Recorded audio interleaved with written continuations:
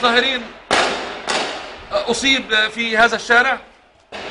مجموعة من العسكريين أخذوه ووضعوه في سحب. يضرب. صوري بحذائه، يضربه على رأسه وعلى جسده بحذائه. دخلت الأسعاف الآن. بيضربوه تاني على راسه ازاي؟ مجموعة من العسكريين تتوالى ضرب مبرح لهذا المصاب. ضرب وهو مصاب بالحذاء والهروات. يضربون هذا المصاب، يضربون هذا المصاب وبشكل حيواني، بشكل غير آدمي. ضرب مبرح بالحذاء وبالهروات بطريقة مؤلمة. شوفي مش سيارات الأسعاف تركته جريحا. سيارات الأسعاف تركت هذا الجريح بعد أن كانت اقتربت منه لكي تأخذه وتضعه في سيارات الأسعاف التي تتبع النظام.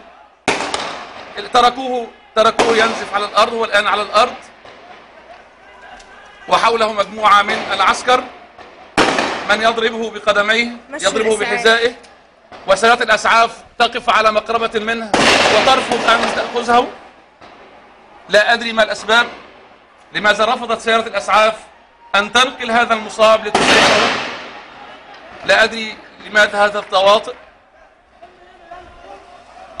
سيارة الأسعاف الآن